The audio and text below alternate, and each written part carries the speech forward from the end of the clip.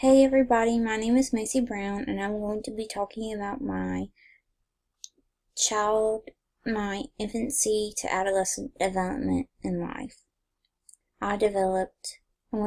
The three topics I'll be talking about are my conjugate, how my brain thinks, my psychological development, my emotions, and my health/nutrition development.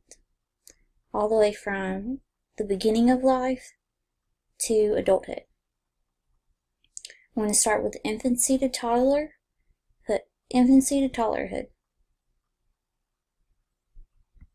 My name is Macy Kaylin Brown. I was born December 28, 1993. 6 pounds, 12 ounces of perfection to the parents of Marty and Jerry Brown. I was their firstborn child. The first day of conception, everyone knew I would be perfectly developed. I developed perfectly by being well-fed, physically fit, and emotionally stable. This was seen through the Piaget approach, the sensory-motor stage.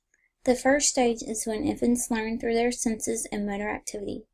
My development was seen through this approach because of my central nervous system being in control of my motor development, which involved my gross and fine motor skills, reflexes, senses, and language.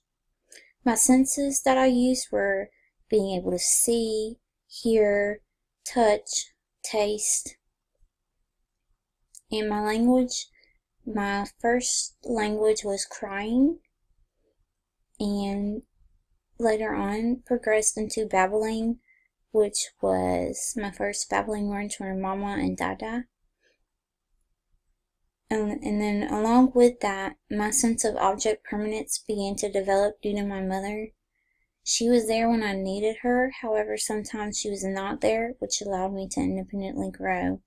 And also this allowed me and my mother to have that motherese language as well.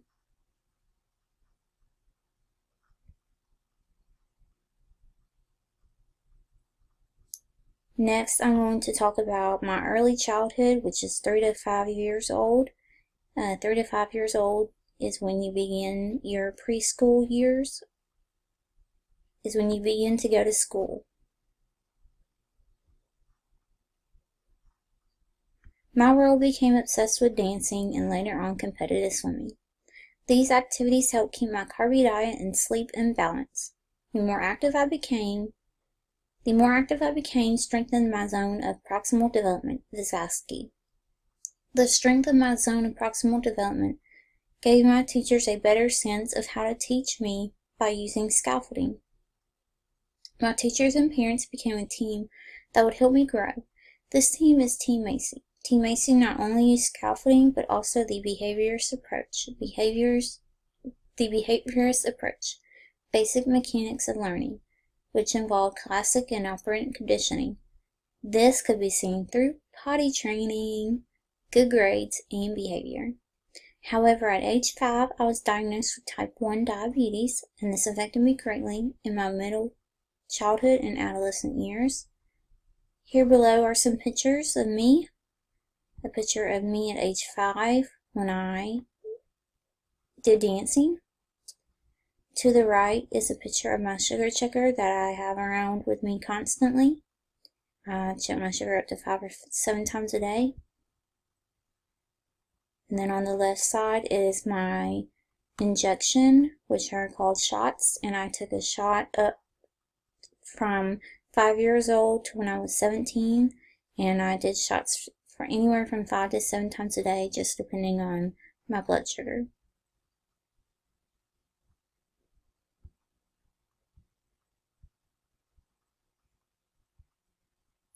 Next comes middle childhood. Middle childhood is age 6 to 11 years old.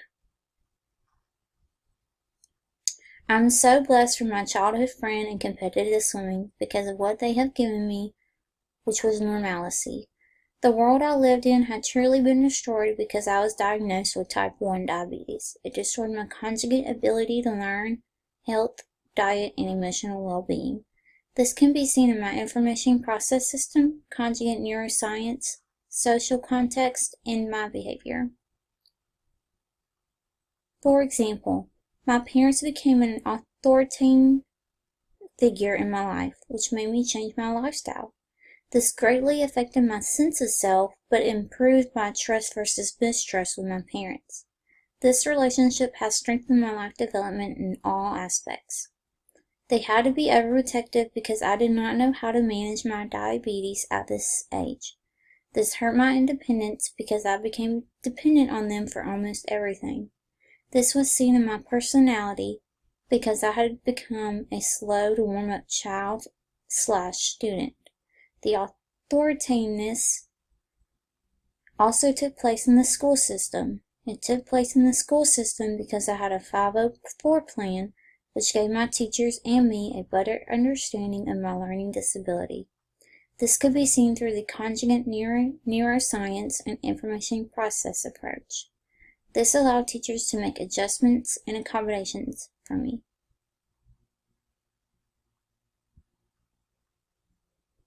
And my shot of my sugar checker and shot, and a picture. This picture above in the right hand corner is of me competitive swimming at age 8.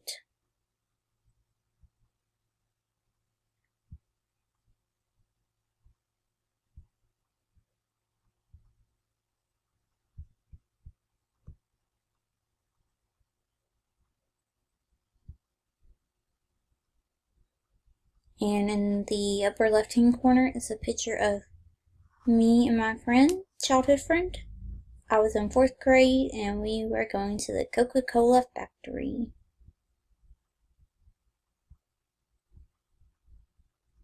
The next stage of life is adolescence. Adolescence is from 11 to 20 years old. My transition into adolescence was normal. This can be seen in puberty. The transition into adolescence did affect my nutrition, physical appearance, conjugate ability, and behavior. I still continued competitive swimming throughout junior high and high school, which regulated my diabetes and weight. However, it did not stop me from eating lots of carbs and chocolate, especially during finals. My social context could be seen in my personality and self-image. Also, my friends, family, and church were a huge influence during this time. My conjugate ability was behind in learning compared to the average student.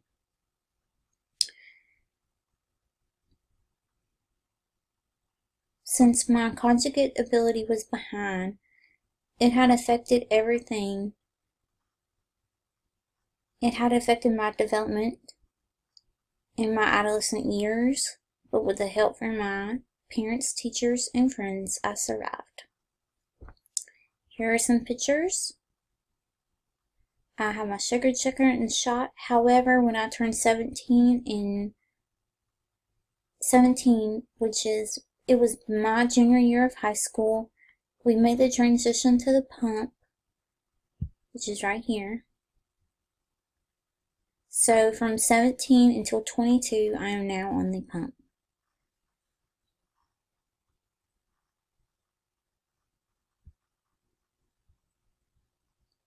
Here's a picture of me in 7th grade. I just look so happy.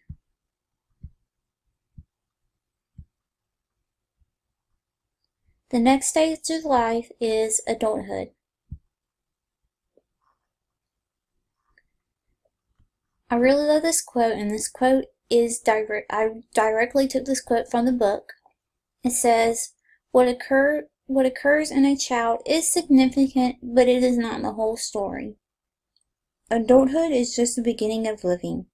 It is the beginning of living because what I pretended to play when I was little, I can now be considered productive in the eyes of society, which is to become a teacher. Therefore, teachers must maintain a constant diet, physical appearance, and a stable emotion.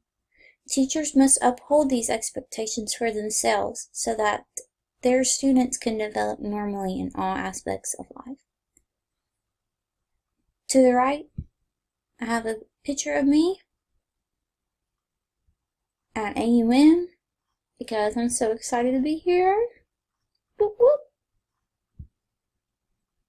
I have a picture of my pump, which I use daily at AUM. Not just at AUM, all the time. My sugar checker, that I'm constantly checking my sugar.